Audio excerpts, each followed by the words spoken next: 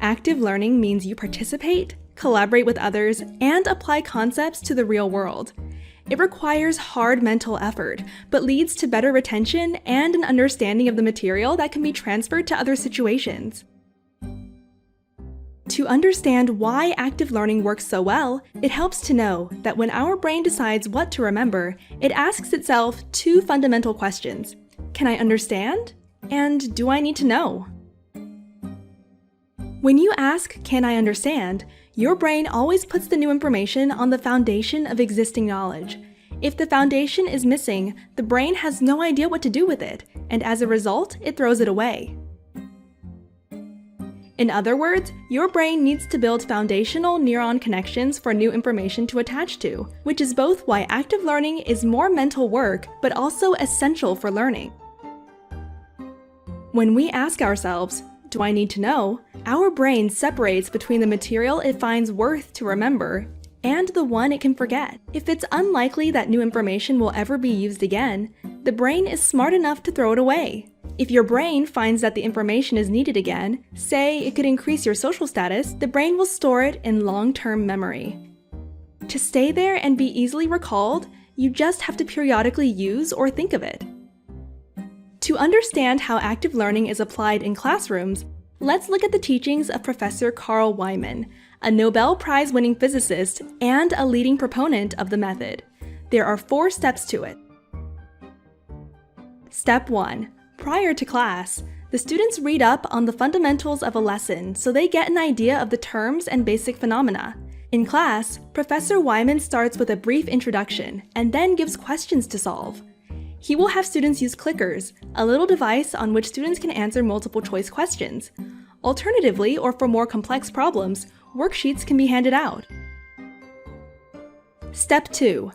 Wieman projects a problem and asks all the students to select one of 3 possible answers using their clicker. This has 2 benefits. First, the teacher gets an idea of how many of his students already understand the topic.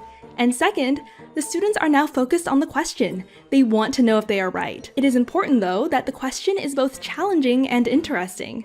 All this takes less than 5 minutes. Step 3.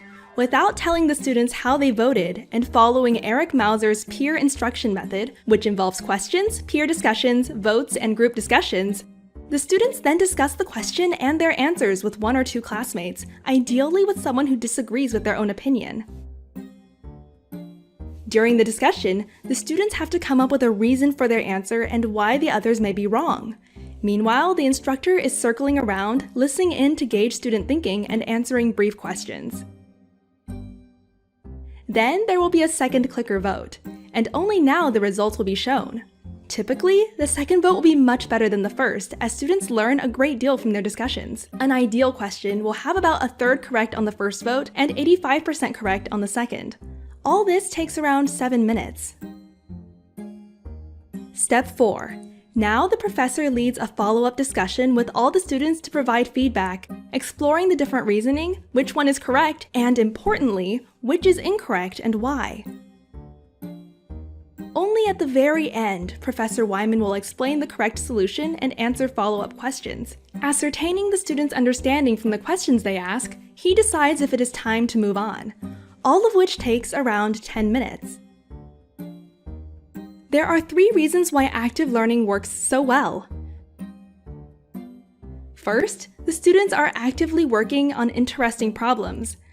And, as they all voted for an answer right at the beginning, they have a stake in the outcome.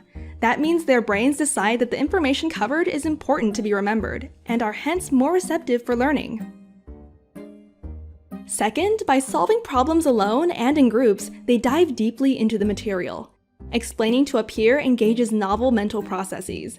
As a result, they construct new synaptic pathways inside their brains.